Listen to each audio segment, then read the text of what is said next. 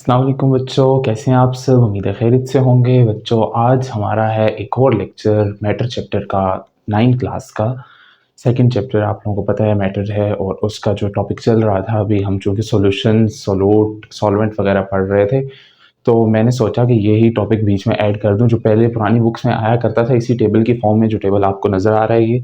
लेकिन जो अब बुक आई हैं, उनमें ये टेबल की फॉर्म में नहीं बल्कि पैराग्राफ की फॉर्म में दिया हुआ है। बट जो टेबल है वो बहुत ईज़ी है उस पैराग्राफ से। तो इस वजह से अगर आप लोग इस टेबल को देखें तो आप लोगों को क्लियर समझ आ जाएगा कि क्या कहना चाह रहे हैं बुक उन पैराग्राफ्स में। ठीक है?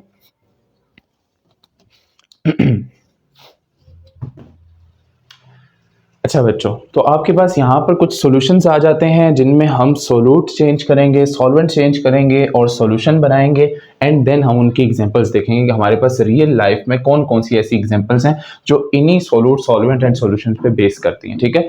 सोलूट और सॉल्वेंट को एक दफा फिर से रिवाइज कर लें। सोलूट क्या होता है बच्चों? जो कम अमाउंट में होता है, ठीक है, जो कम मिकदार में होता है। और सॉल्वेंट क्या होता है कि जो ज्यादा मिकदार में प्रेजेंट होता है, ज्यादा अमाउंट में होता है। सोलूट सॉल्वेंट के अंदर ऐड किया जाता है और सॉल्यूशन की जो टाइप होती है वो एज सिमिलर होती है सॉल्वेंट की टाइप के। ठीक है? हम यहाँ पर कुछ सोलूट्स चेंज करेंगे सॉल्वेंट्स में और सॉल्यूशन बनाएंगे। ठीक है?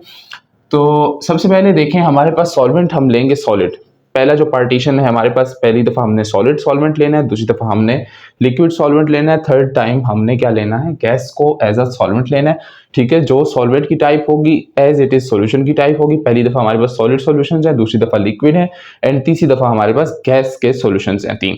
ठीक है? बट यहाँ पर सोलूट जो है वो हर दफा चेंज होगा। पहली दफा सॉलिड के जो 3 हम लेंगे पार्ट्स, उनमें solid liquid gas solute, then फिर सॉलिड लिक्विड गैस लिक्विड में एंड देन फिर सॉलिड लिक्विड गैस गैस के अंदर। ठीक है? तो शुरू करते हैं एक पहले से। सॉलिड अगर सोलूट हो और सॉलिड सॉल्वेंट हो, ठीक है, यानी कि सॉलिड कम मिकदार में आपने सॉलिड में मिलाया तो सॉलिड सॉल्यूशन बनेगा। तो वो बच्चों हमारे पास आ जाता है अलॉय। अलॉय कहते हैं बच्चों के जिसमें एक मेटल को दूसरी मेटल के अंदर मिलाया जाए। जब दो मेटल्स को आपस में मिलाया जाता है तो ऐसी सूरत में जो चीज़ बनती है उसको हम अलॉय कहते हैं। ठीक है?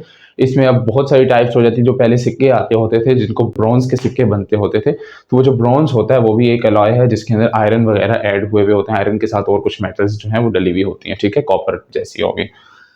फिर आता है आपके पास लिक्विड अगर सोलूट हो और सॉलिड सॉल्वेंट हो और सॉल्यूशन भी सॉलिड बन रहा हो, यानी कि सोलूट के आपके पास कम अमाउंट में लिक्विड है और ज़्यादा अमाउंट में सॉल्वेंट जो है वो सॉलिड है और सॉल्यूशन भी सॉलिड है। तो ऐसी सूरत में अमलगम बच्चों एक सॉल्यूशन होता है जिसमें हम किसी भी मेटल को मरकरी के अंदर मिलाते हैं। ठीक है? कोई भी मेटल आप मरकरी के अंदर ऐड करके जो सॉल्यूशन बनाएंगे उस सॉल्यूशन को अमलगम कहते हैं। दो मेटल्स को आपस में मिलाएंगे तो अलॉय बनता है और मरकरी के अंदर किसी मेटल को मिलाएंगे तो क्या बनेगा? अमेलगम बनेगा। ओके? उसके बाद थर्ड वन जो आता है हमारे पास सॉल्वेंट सॉलिड ही चल रहा है। इसमें देखें तो गैस अगर सोलूट लेते हैं, सॉल्वेंट हम सॉलिड लेते हैं तो सॉल्यूशन भी सॉलिड बनेगा हमारे पास, जो कि हमारे पास आता है hydrogen gas with nickel metal. Hydrogen gas को निकल मेटल के साथ मिलाया जाता है और इसको यूज किया जाता है घी इंडस्ट्री में। घी इंडस्ट्री जहां पर बच्चों हाइड्रोजनेशन की जाती है, किसकी? हाइड्रोकार्बन्स की हाइड्रोजनेशन करके ऑयल से घी बनाया जाता है। वो जो इंडस्ट्री होती है ना, उसके अंदर ये यूज की जाती है hydrogen. Nickel metal as a catalyst use करते हैं, हाइड्रोजन को उसके साथ मिला के यूज करते हैं ताकि हाइड्रोजन जो है उससे आप क्या कर सकें? ऑयल को घी में कन्वर्ट कर सकें। इस मेथड को हाइड्रोजनेशन कहते हैं, लेकिन जहां पर ये होता है वो घी इंडस्ट्री होती है। उसके बाद आता है आपके पास कि अगर सोलूट जो है वो सॉलिड हो और सॉल्वेंट जो है इस दफा हमने चेंज कर दिया, अब लिक्विड आ गया। ठीक है? सोलूट सॉलिड है, सॉल्वेंट लिक्विड है और सॉल्यूशन भी क्या बनेगा? जाहिर सी बात है, अगर सॉल्वेंट लिक्विड है तो सॉल्यूशन भी लिक्विड। तो ये सिंपल है, साल्ट वाटर सॉल्यूशन हो गया या शुगर वाटर सॉल्यूशन हो गया, इसमें आप सॉलिड सॉल्ट या फिर आप शुगर को वाटर में डिसॉल्व करते हैं तो ऐसी सूरत में सॉलिड लिक्विड सॉल्यूशन बनेगा। ठीक है? उसके बाद नेक्स्ट आता है लिक्विड अगर हम सोलूट लें और लिक्विड ही सॉल्वेंट लें और सॉल्यूशन भी लिक्विड बन रहा हो तो ऐसी सूरत में दो लिक्विड्स कोई भी मिला दें। जैसे कि अल्कोहल को वाटर में ऐड करके सॉल्यूशन बनता है जिसको अल्कोहल वाटर सॉल्यूशन कहते हैं। इसमें क्या होता है? कम अमाउंट में अल्कोहल होगी, ज्यादा अमाउंट में वाटर है, तो सॉल्यूट जो है हमारे पास अल्कोहल है और सॉल्वेंट जो है हमारे पास क्या है? वाटर। और सॉल्यूशन हमारे पास भी क्या बन रहा है? लिक्विड सॉल्यूशन बन रहा है। नेक्स्ट आता है हमारे पास कि अगर गैस सोलूट हो, लिक्विड सॉल्वेंट हो और सॉल्यूशन जो है वो भी लिक्विड बन रहा हो तो ऐसी सूरत में क्या होगा?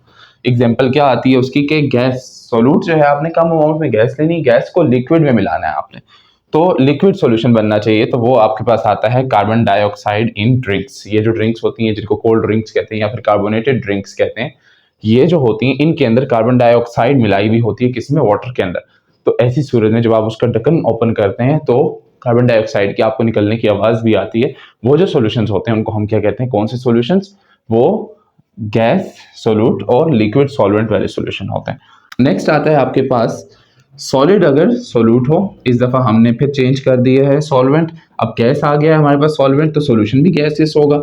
सॉलिड सोल्यूट, गैस सॉल्वेंट और गैस सॉल्यूशन, तो तब हमारे पास जो चीज़ आती है उसे हम कहते हैं स्मोक। बच्चों स्मोक जो होता है ना, स्मोक में सोल्यूट जो होता है वो क्या होता है? कार्बन पार्टिकल्स, ठीक है, कार्बन पार्टिकल्स सोल्यूट होते हैं। और सॉल्वेंट क्या होता है? जो ज्यादा अमाउंट में एयर होती है, एयर एज अ सॉल्वेंट होती है, carbon particles as a solute होते हैं। तो ये जो सॉल्यूशन बनता है इसको हम क्या कहते हैं? स्मोक कहते होते हैं। और आपने देखा होगा कि जहां पर भी स्मोक निकलता है वहां पर जितनी भी ऊपर वाला एरिया होता है उन जगहों का, उसको वो ब्लैक कर देता होता है। तो कार्बन पार्टिकल जो होती है नीचे से निकल के आते हैं, लेकिन ऊपर जाके ये चिपक जाते होते हैं या फिर रह जाते होते हैं, ये और आगे नहीं जा सकते।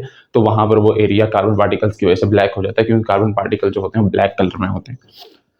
उसके बाद नेक्स्ट देखें, अगर लिक्विड सोल्यूट हो, गैस सॉल्वेंट हो और गैस सॉल्यूशन बन रहा हो, ठीक है, यानी कि सोल्यूट कम अमाउंट में आपके पास लिक्विड है, ज्यादा अमाउंट में गैस है और गैस ही सॉल्यूशन बनना चाहिए, तो उस सूरत में आपके पास फॉग, बच्चों धुंध जो होती है ना फॉग, उसमें क्या होता है कि वाटर के ड्रॉपलेट्स एयर में मिक्स हुए होते हैं। तो लिक्विड क्या है हमारे पास? वाटर, ठीक है, और गैस क्या है हमारे पास? एयर। तो ऐसी सूरत में जो सॉल्यूशन बन रहा है वो हमारे पास गैसियस सॉल्यूशन है, ठीक है। उसके बाद नेक्स्ट आता है गैस अगर सोल्यूट हो, गैस सॉल्वेंट हो और गैस सॉल्यूशन हो, तो ऐसी सूरत में जो सॉल्यूशन बनता है हमारे पास वो एयर है, ठीक है, जिसमें बहुत सारे मिक्सचर आ सकते हैं गैसेस के। सबसे ज्यादा अमाउंट में चूंकि नाइट्रोजन प्रेजेंट होती है तो हम नाइट्रोजन का एज अ सॉल्वेंट कंसीडर कर लेते हैं, बाकी सारी गैसेज उसमें ऐड हुई होती हैं, ठीक है बच्चों। तो ये थे कुछ ऐसे सॉल्यूशन जिनमें हमने सोल्यूट सॉल्वेंट चेंज करके चेक किया, ठीक है बच्चों, और उनकी एग्जांपल्स देखिए। ये आपके बोर्ड के पॉइंट ऑफ व्यू से इंपॉर्टेंट होते हैं, क्योंकि अक्सर आपके पास ऐसे एमसीक्यूज आ जाते होते हैं जो इनमें से आते होते हैं। इसके बाद नेक्स्ट हम मूव करेंगे saturated and super saturated solutions में। ओके बच्चों, थैंक यू, अल्लाह हाफिज।